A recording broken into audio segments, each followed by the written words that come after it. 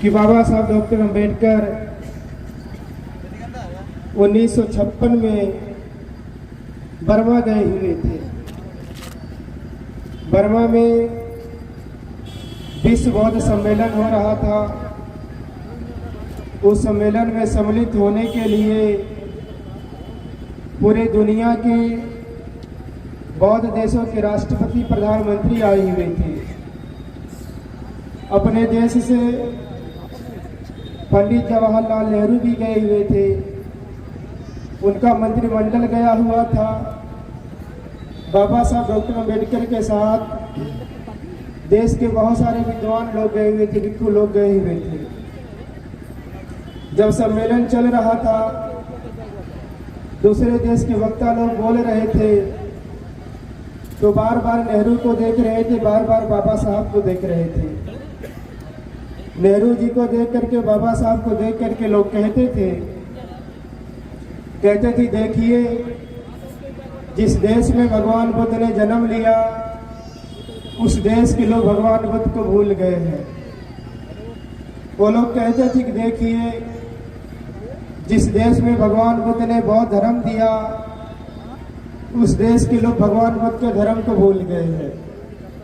वो लोग कहते थे कि देखिए,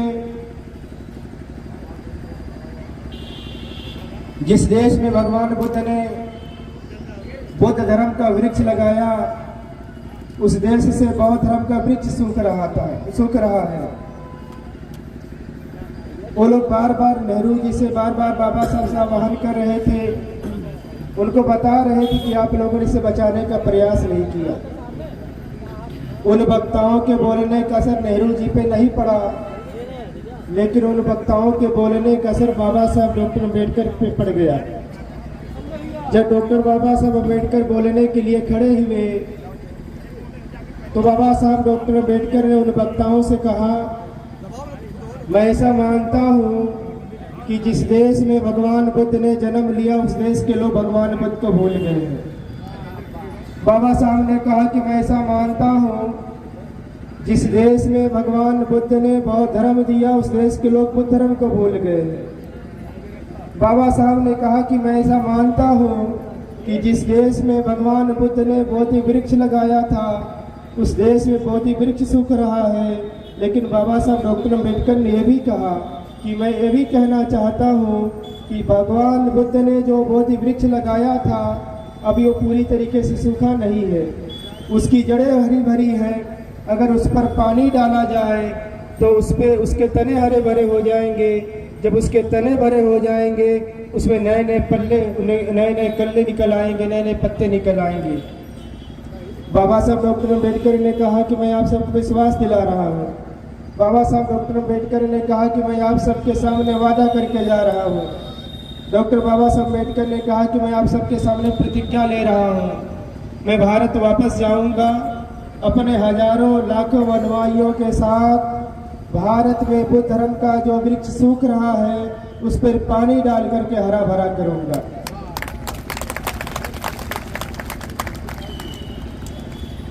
बाबा साहब डॉक्टर अंबेडकर बर्मा से वापस आए 14 अक्टूबर 1956 के दिन अपने लाखों अनुयायियों के साथ भारत में बुद्ध धर्म का जो वृक्ष सूख रहा था उस पर पानी डाल करके हरा भरा कर दिया।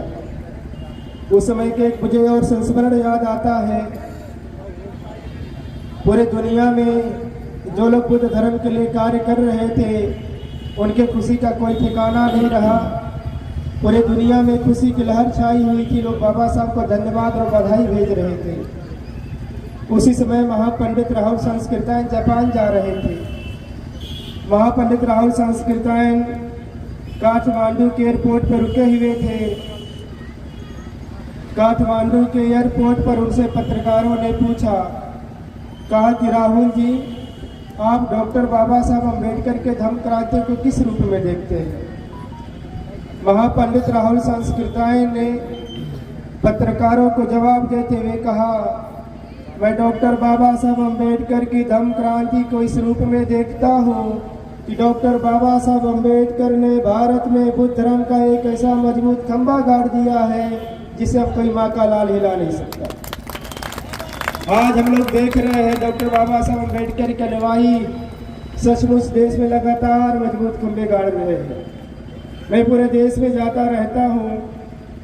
आज देश का कोई ऐसा राज्य नहीं है जहाँ डॉक्टर बाबा साहब अम्बेडकर के अनुयायी न रहते हो। आज देश का कोई ऐसा जिला नहीं है जिस जिले में डॉक्टर बाबा साहब अम्बेडकर के बड़े अनुयायी न रहते हो। आज देश की कोई तहसील नहीं है जिस तहसील में डॉक्टर बाबा साहब अम्बेडकर के बड़े अनुयायी न रहते हो। और आप जिलों को छोड़ दीजिए, आप मंडल को छोड़ दीजिए, आप प्रदेश को छोड़ दीजिए, आप तहसीलों को छोड़ दीजिए, अब देश का कोई भी गांव नहीं बचा है जिस देश में बाबा साहब अम्बेडकर के अनुयायी न रहते हैं। और मैं देख रहा हूँ डॉक्टर बाबा साहब अम्बेडकर के अनुयायी इस समय बहुत मजबूत स्थिति में है। आज डॉक्टर बाबा साहब अम्बेडकर के अनुयायी इस देश में लाखों की संख्या में डॉक्टर है। आज डॉक्टर बाबा साहब अम्बेडकर के अनुयायी इस देश में लाखों की संख्या में इंजीनियर है। आज डॉक्टर बाबा साहब अम्बेडकर के अनुयायी इस देश में लाखों की संख्या में कर्मचारी से लेकर के शासन के उच्च पदों पर बैठ करके राष्ट्र निर्माण में अपना योगदान दे रहे हैं। और आज डॉक्टर बाबा साहब अम्बेडकर के अनुयायी प्रधान से लेकर के विधायक, सांसद, मंत्री, मुख्यमंत्री से लेकर के राजेश का राष्ट्रपति तक बन चुके हैं। आज डॉक्टर बाबा साहब अम्बेडकर के अनुयायी इस देश में लाखों की संख्या में व्यापार कर रहे हैं। और आज डॉक्टर बाबा साहब अम्बेडकर के अनुयायी व्यक्तिगत और सामाजिक संगठनों को बना करके लाखों की संगठन बना करके लाखों की संख्या में संगठन बना करके डॉक्टर बाबा साहब अम्बेडकर के बुद्धमय भारत के सपनों को साकार करने में लगे हुए हैं। और मैं एक बात बड़े जिम्मेदारी के साथ कहना चाहता हूँ। डॉक्टर बाबा साहब अम्बेडकर ने कहा कि आने वाली सदी पौधों की सदी होने वाली है। और मैं इस बात को इसलिए कह रहा हूँ, मुझे इस देश में अभी 2 क्रांति दिख रही है। मैं वैसे मैं विदेशों में भी बहुत जाता रहता हूँ। मैंने बाहर के विदेशों में देखा है देश और विदेश में 2 विचारधारा बहुत तेजी से बढ़ रही है।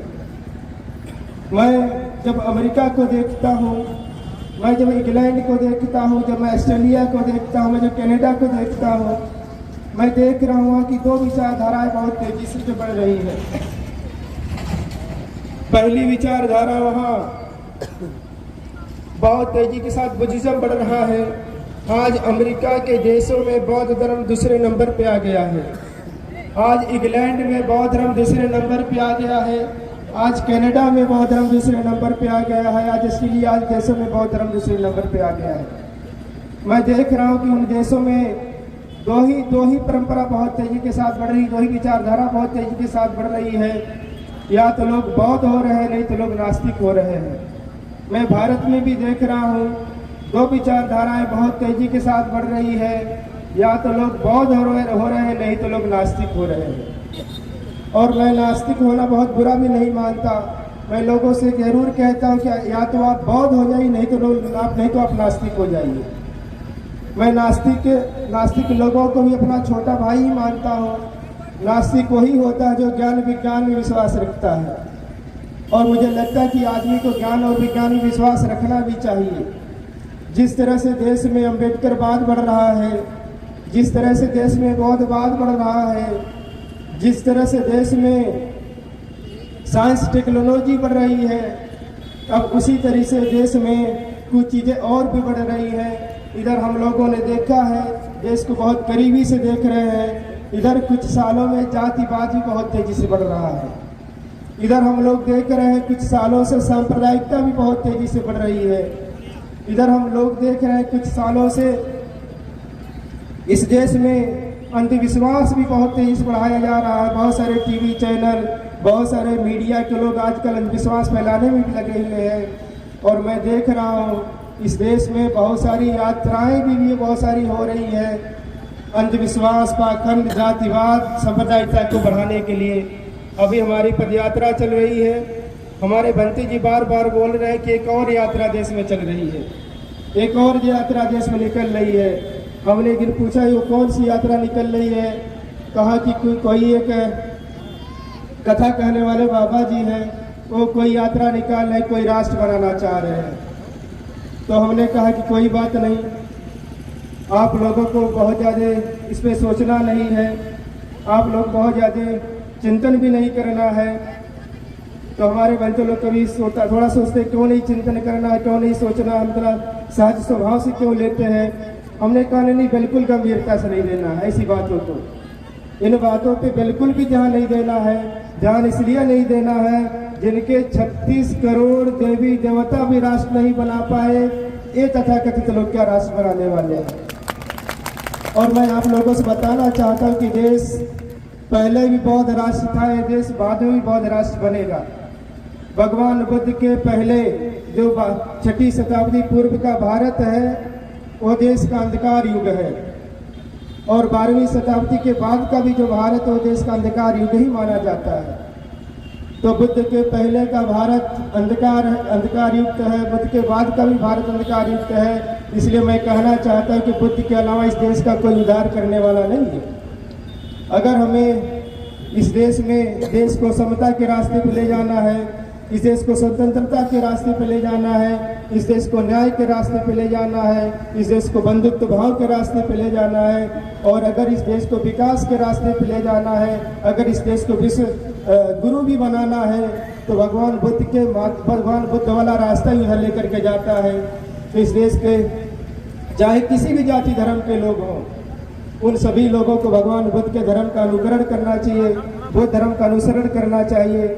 और मैं देख रहा हूँ, मेरी चारकाएँ चल रही हैं, जब मैं लिस्ट पढ़ता हूँ, जो सहयोगियों का मैं लिस्ट पढ़ता हूँ, तो मुझे बड़ी प्रसन्नता होती है कि इस बौद्ध आंदोलन में, इस धम्मचारिका में जितने भी स्थानीय लोग हैं, हर जाति हर संप्रदाय के लोगों का योगदान मिल रहा है।